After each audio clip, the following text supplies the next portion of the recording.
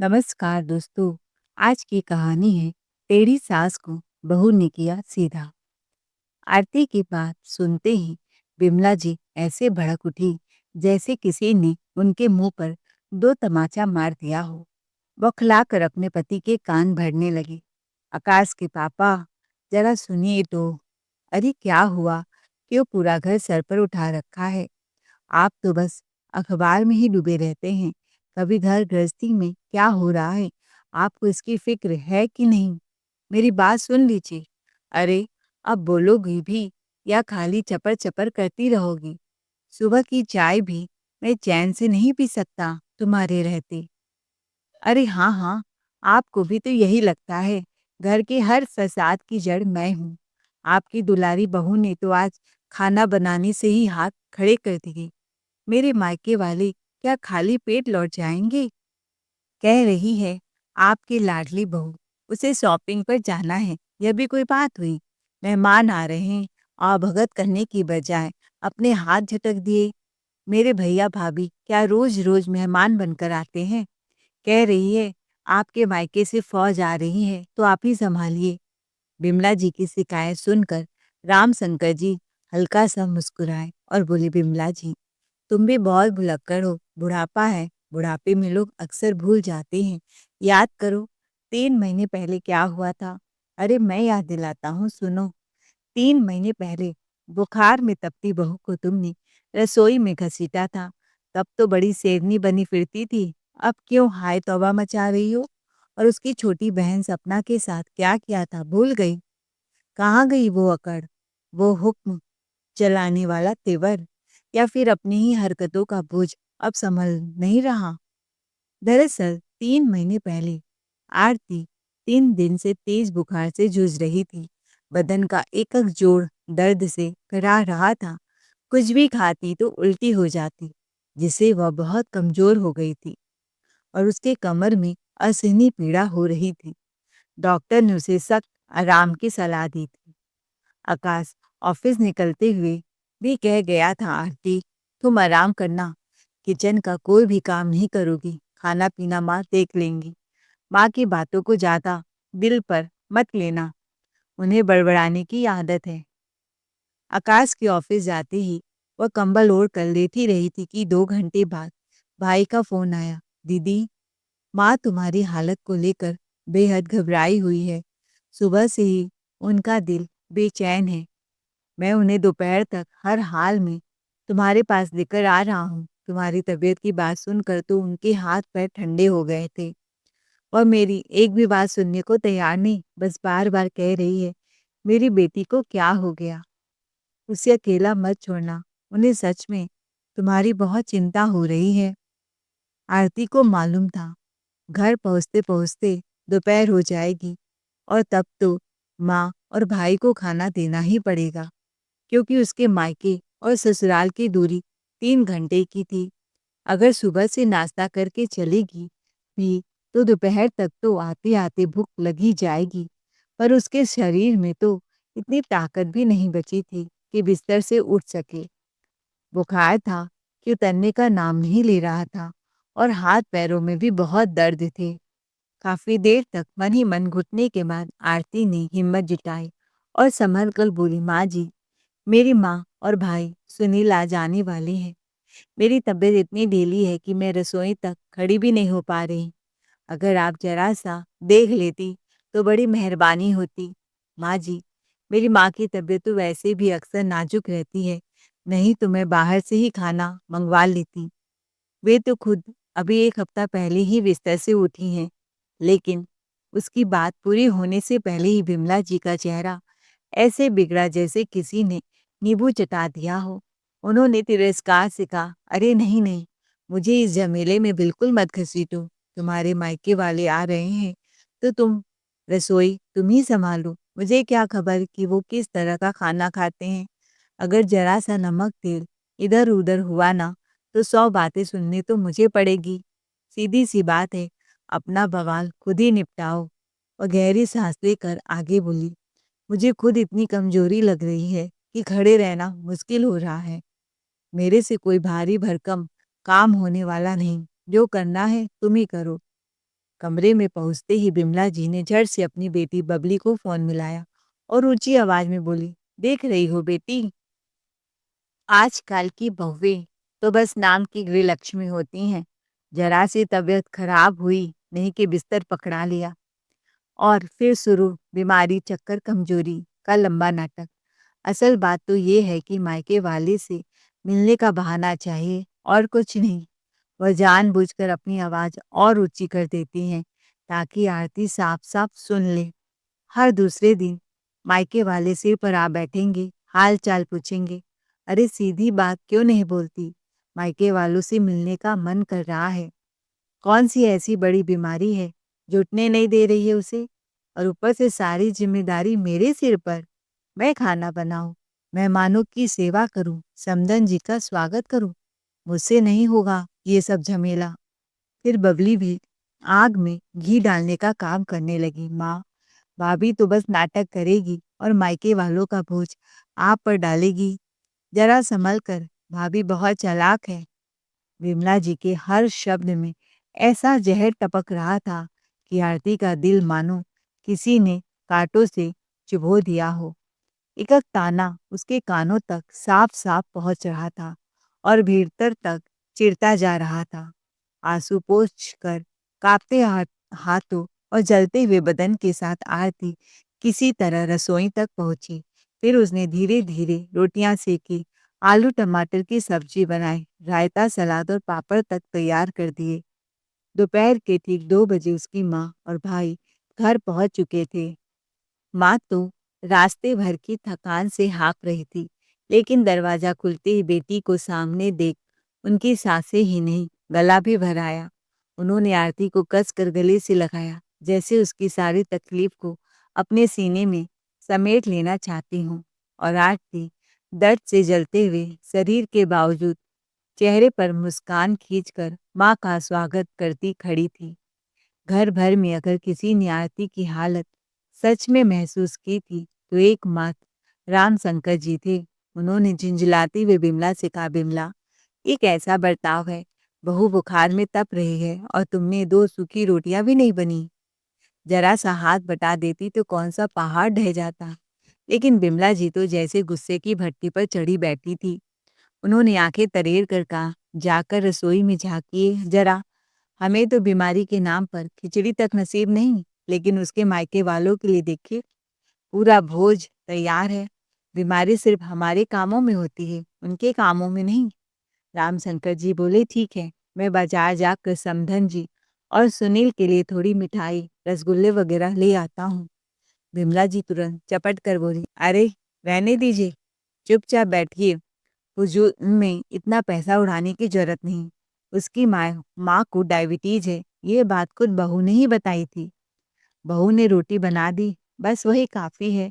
और उसे कौन सा राजभोग पकवान परोसना था? फ्रिज में कल का चावल दाल रखा था, इसे गर्म करके दे देती। इतना ताम झाम, इतना 56 भोग, ये सबकी क्या जरूरत थी? रामशंकर जी ने गहरी सांस ली और चुप रहने में ही भलाई समझी। विमला से बहस करना मानो पत्थर की दीवार से सिर फोड़ने जैसा है। फिलहाल तो रामशंकर जी लाख कोशिश किया, पर बिमला जी आरती का हाथ बटाने को राजी ही नहीं हुई। यहाँ तक कि आरती की माँ और भाई के आने पर भी उन्होंने उनसे मिलने की जरूरत नहीं समझी। वह अपने कमरे से बाहर तक नहीं निकली जब तक कि मेहमान वापस नहीं चले गए। उन्हें एक गिलास पानी पूछना तो दूर, साधारण सी औपचारिकतावश नमस्ते तक करने कमरे से बाहर नहीं आई। ऊपर से यह बहाना भी कर दिया कि वो मंदिर में कीर्तन करने गई हैं। आरती ने तो जैसे अपने दर्द पर पर्दा डाल दिया। थकी तपती और टूटी होने के बावजूद वह मुस्कुराती रही।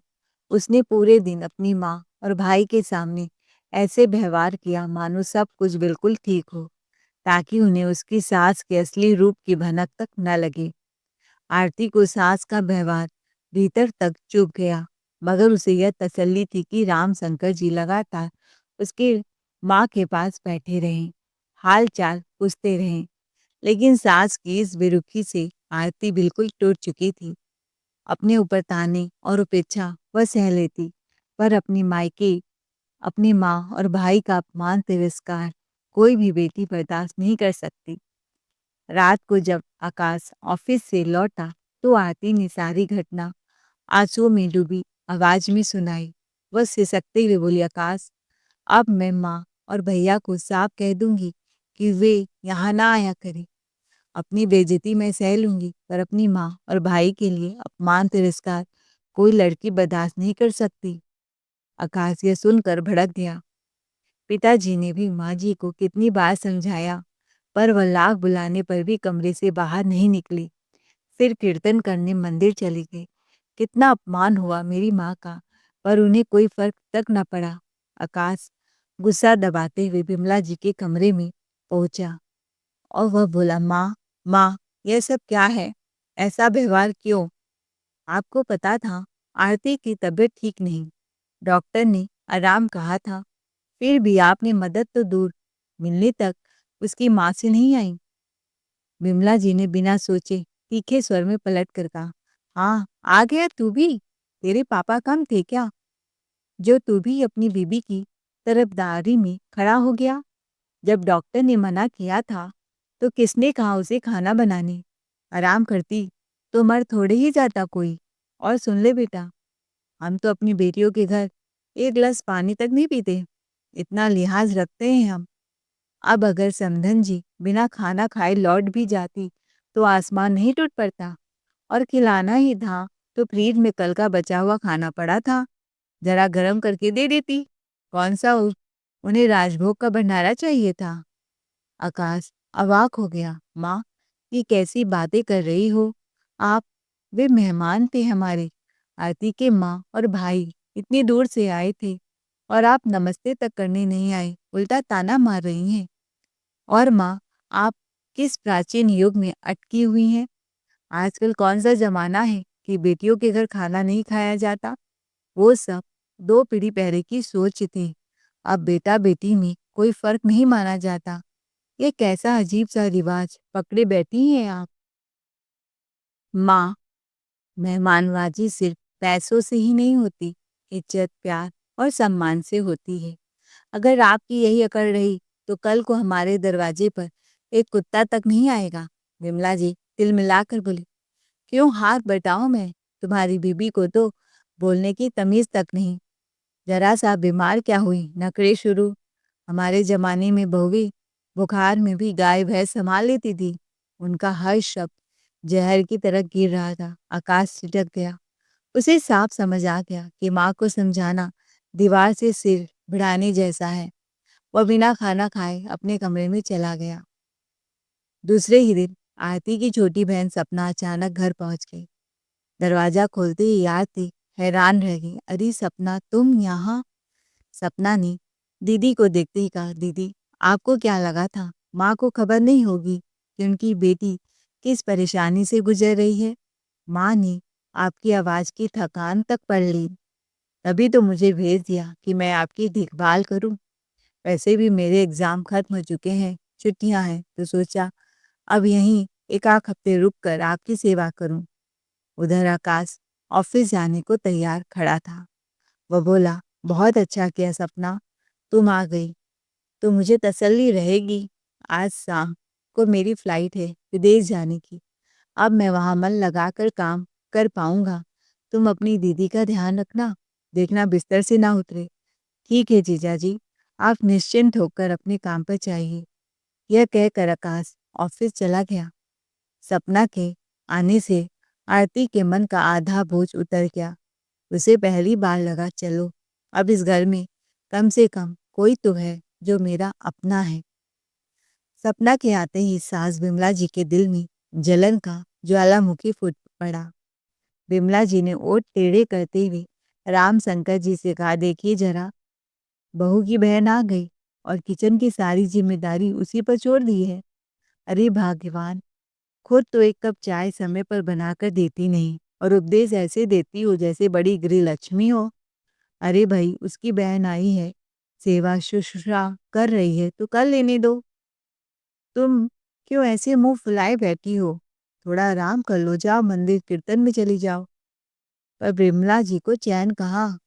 उन्होंने मन ही मन बुदबुदाया, बहू अब देख, मैं सपना को ऐसा काम करवाऊंगी कि याद करेगी। बस फिर क्या था। बिमला जी, जो थोड़ा बहुत किचन में हाथ पैर डुलाती थी, वह भी बंद कर दिया। बैठे बैठे पलंग से ही सपना को ऑर्डर देने लगी। अब बिमला जी एक ही राग अलापती, सपना पानी ला दो, सपना चाय बना दो, सपना जरा मेरा सर दबा दे, सपना बहू के लिए सूप बना रही हो तो मेरे और पापा जी के लिए भी सूप बना दो। सपना बेचारी तो जैसे नौकरानी मोड में ढकेल दी गई हो। 2 घड़ी अपनी दीदी के पास बैठकर बात करती तो बिमला जी तेज आवाज में बोल पड़ती, अरे सपना, तेरे ही भरोसे सारा काम है, जा जल्दी कर। इधर सपना मन ही मन सोच रही थी, दीदी का हाल देखने आई थी, खुद की जान हलकान हो गई। उधर दूसरी तरफ बिमला जी के सातिर दिमाग में फिर नई चाल कुलांचे भरने लगी। उन्होंने तुरंत अपनी बेटी बबली को फोन मिलाया, बबली बेटा, अब तो तू भी आ जा अपने बच्चों के साथ। बबली चौंक कर, माँ, मैं कोई सेवा गुलामी करने थोड़ी ना आऊंगी, भाभी की तबीयत खराब है, मैं कैसे आराम कर पाऊंगी, शॉपिंग पर जा पाऊंगी। विमला जी मीठी आवाज में चाल छिपाते हुए बोले, अरे पगली, तुझसे सेवा कौन करवाएगा, आराम से रहना। तेरी भाभी की छोटी बहना है ना सपना, वो आई हुई है, वही कर लेगी सब काम। तू बस पैकिंग कर और बच्चों सहित आ जा बिना टेंशन के।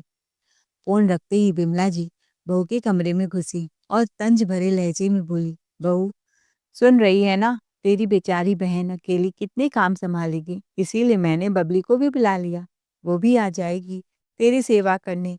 नहीं तो बाद में तुम लोग यही ताना दोगे कि बहन तो मर मर के करती रही, ननद ने तो हाथ भी नहीं लगाया। तो बस अब वो आ रही है, वैसे भी कल तुझे डॉक्टर के पास चेकअप के लिए जाना पड़ेगा, समझी। आरती ने कहा, ठीक है माँ जी, पर वो अपनी सास के सारे पैतरा समझ रही थी। बबली गोद में बच्ची लिए मायके में कदम रखते ही ऐसे इतराई जैसे कोई रानी विक्टोरिया अपने दरबार में लौट आई हो। और भाभी कैसी हो। ठीक हूँ दीदी, अभी पहले से बेहतर हूँ। अच्छा दीदी, आप आ ही हैं तो मेरे लिए वेजिटेबल सूप बना दीजिए। सपना अभी थक कर सो रही है बेचारी। जी भाभी, बनाती हूँ। बबली ने तुरंत मीठी मुस्कान फेंकी, हाँ हाँ भाभी, बनाती हूँ, आप आराम करो। अगले ही सेकंड अपने कमरे में घुस गए और 2 मिनट बाद बच्चे की सबसे ऊंची रोने की एक्टिंग चालू। अरे मेरी गुड़िया रो रही है, मैं अभी आती हूँ भाभी, लेकिन अभी आती हूँ, 1 घंटे, फिर 2, और फिर पूरी शाम में बदल गया। बाहर निकलना तो दूर, बबली तो टीवी के सामने पैर फैलाकर पॉपकॉर्न खाती बैठी थी और इधर सपना बेचारी किचन में पसीने बहा रही थी। बबली कमरे से चिल्लाई, सपना जरा बच्ची का दूध गर्म कर दो, और हाँ भाभी के लिए भी सूप भी बना देना, तू तो काम में बड़ी फुर्तीली है। दूसरे दिन बबली बोली, सपना तू मेरी बच्ची को संभालो, मैं भाभी की दवाई लेने जा रही हूँ। और पीछे से विमला जी भी अपनी बेटी के साथ निकल जाती हैं और दवाई की जगह दिन भर शॉपिंग करती। शॉपिंग बैग, चश्मे, नई चूड़ियाँ, ऊपर से पॉपकॉर्न की खुशबू बता रही थी कि सिनेमा घर भी निपटाया गया है। घर आते ही बबली का पहला डायलॉग, सपना छोले भटूरे बना देना, बहुत भूख लगी है, और हाँ, अपनी दीदी के लिए दलिया भी बना देना, तेरे हाथों में तो जादू है। बबली ने मीठी चुपड़ी बातों में कहा। सपना और आरती आंखों आंखों में एक दूसरे को देखा, बिना बोले ही समझ गई कि माँ बेटी क्या गेम खेल रही हैं। माँ जी, मेरी बहन है वो, और आपने उसे नौकरानी बना दिया। बहू देख, तेरा काम करेगी तो 2 4 मेरा कर देगी, इसमें नौकरानी वाली क्या बात है। उसने बिमला जी को मना किया तो बिमला जी भी बहू की एक बात न सुनी। फिर कुछ दिन बाद आरती की तबीयत पहले से काफी सुधरी थी, इसीलिए उसने सोच समझकर बड़ी चालाकी से सपना को वापस उसके घर भेज दिया। वहीं आकाश भी विदेश से लौट आया था। अब आरती ने घर के सारे काम खुद संभालने शुरू कर दिए थे, क्योंकि उसे अच्छी तरह पता था कि अगर उसने आराम किया तो उसकी सास और ननद मिलकर सपना को नौकरानी बना देंगी और उस पर हर तरह का दबाव डालेंगे। इसीलिए आरती ने हिम्मत जुटाकर खुद को संभाला और घर की जिम्मेदारियां धीरे धीरे निभाने लगी। दूसरे दिन बबली भी अपने ससुराल चली गई। आरती मन ही मन सोच चुकी थी, जिन्हें समझाया नहीं जा सकता उन्हें सबक सिखाया जाता है। बिमला जी समझने वाली औरत नहीं थी। अब जो भी करना है उसे ही करना पड़ेगा। बिमला जी को समझना टेढ़ी खीर तो है, लेकिन इतना मुश्किल भी नहीं। आरती इतना तो समझ गई थी कि सास को सबक सिखाने के लिए उसे उनकी तरह ही बनना पड़ेगा। वह जान चुकी थी सास को सबक तभी मिलेगा जब उसे उसी की भाषा में जवाब मिलेगा। अब तक वह बहुत सहती आई थी, पर अब नहीं। वह उन्हें मुंह तोड़ जवाब देना चाहती थी। पहले उसके माँ का अपमान हुआ, फिर बहन को नौकरानी की तरह काम करवाया गया। रामशंकर जी और आकाश सब समझा के थक चुके थे। बस फिर क्या था, उसे भी बस एक मौके की तलाश थी। और आखिरकार 1 महीने बाद वह मौका खुद उसके दरवाजे पर दस्तक दे दिया। जिस दिन विमला जी फोन पर किसी से बड़ी आत्मीयता और मग्नता से बातचीत में डूबी हुई थी। फोन रखते ही विमला जी के चेहरे पर ऐसी चमक तैर रही थी। उन्होंने उत्साह से ऐलान किया, बहू, कल मेरे मायके से मेरे दोनों भैया भाभी और भतीजे आ रहे हैं। मेरे भतीजे की शादी पक्की हो गई है, कार्ड देने आएंगे। जरा ढंग का शाही खाना बनाना, दही बड़े, पूरी, पनीर, कुलचे, गाजर का हलवा सब टाइम पर बन जाना चाहिए। आरती ने टेढ़ी सी मुस्कान के साथ कहा, माँ कीजिएगा माँ जी, इस झमेले में बिल्कुल मत घसीटो मुझे। आपके मायके वाले आ रहे हैं तो रसोई भी आप ही संभालो। मुझे क्या खबर कि को किस तरह का खाना खाते हैं।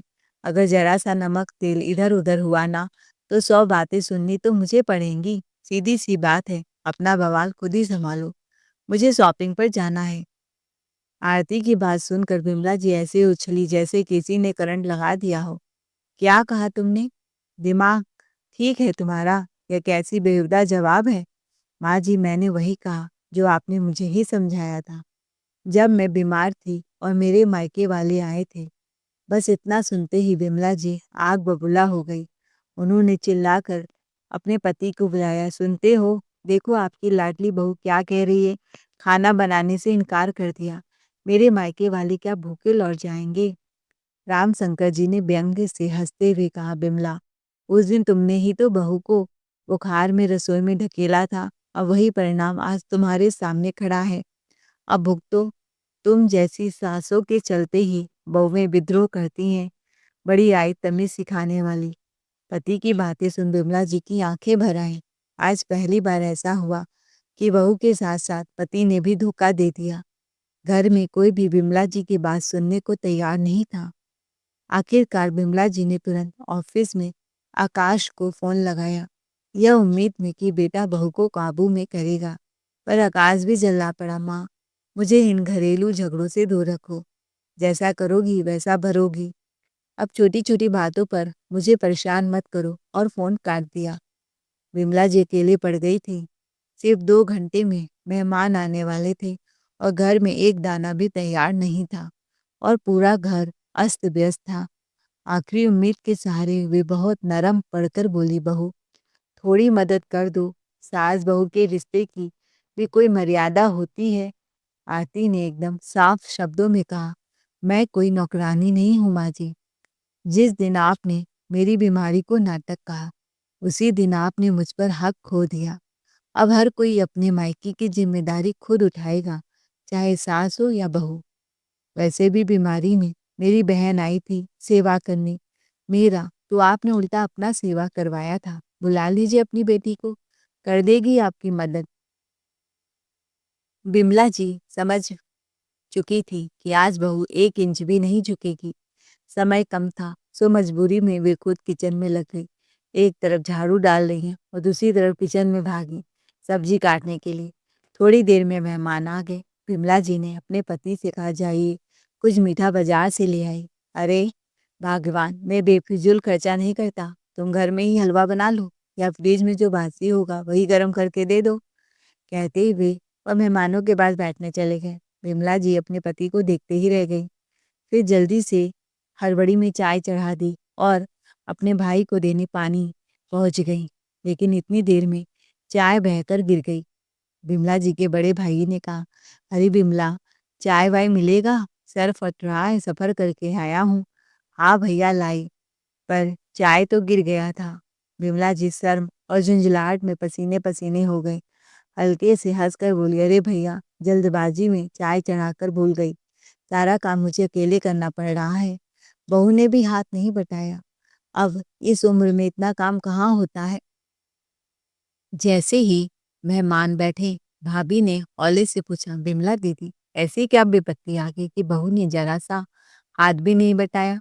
वह तो बहुत सहयोगी लगती थी।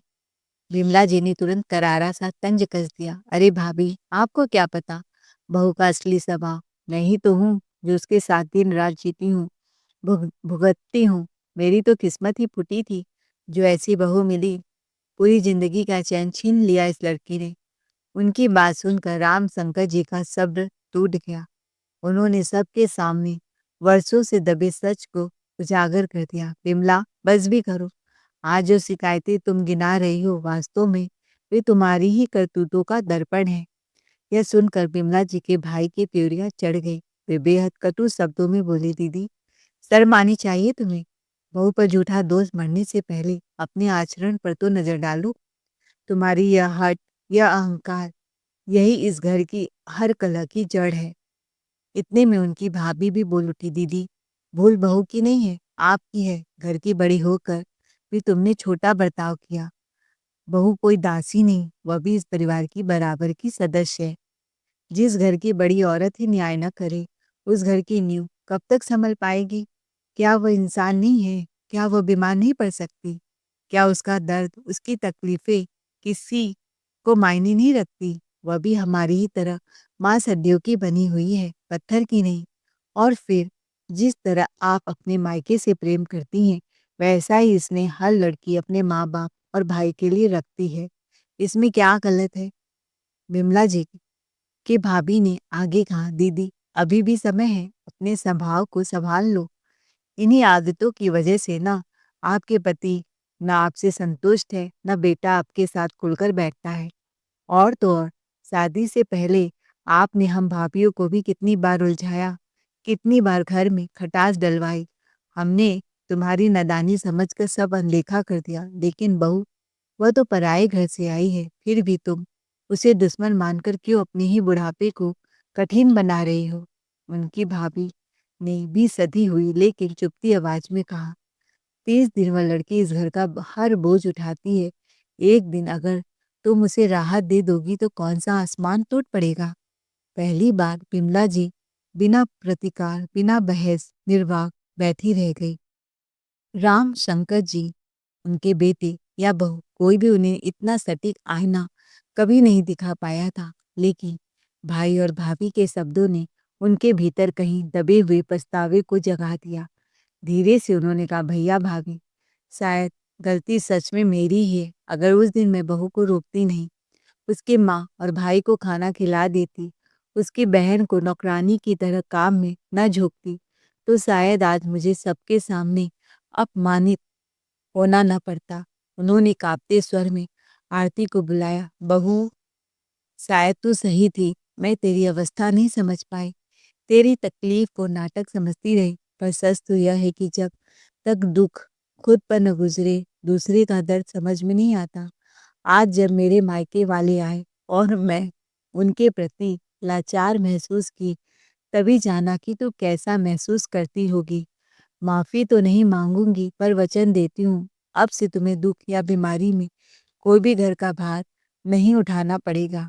यह सुन रामशंकर जी मन ही मन मुस्कुराए। आखिर ऊँट पहाड़ के नीचे आ ही गया। आरती भी मुस्कुराई। वह बोली, माँ जी, मेरा उद्देश्य आपको नीचा दिखाना नहीं था। मुझे बस यह जताना था कि बहू भी इंसान है, उसे भी दर्द होता है, वह भी थक जाती है, वह भी बीमार पड़ती है। अगर आपका मन बदल गया तो मुझे और क्या चाहिए। अब आप आराम से बैठिए, भैया भाभी से अपने हंसकर बातें कीजिए और मुझे आधा घंटा दीजिए, मैं सबके लिए खाना लगा देती हूँ। इतना कहकर वह मुस्कुराती हुई रसोई में चली गई। उसने जो सबक देना था वह दे चुकी थी। उस दिन के बाद यदि कभी आरती बीमार पड़ती या उसे किसी काम में कठिनाई होती, बिमला जी ताने नहीं मारती बल्कि हाथ थाम कर दवा और सहायता करती। दोस्तों, आपको हमारी आज की ये कहानी कैसी लगी? कमेंट करके ज़रूर बताएँ। कहानी अच्छी लगी हो तो चैनल को लाइक, शेयर, सब्सक्राइब ज़रूर करें। Thanks for watching ARK voice.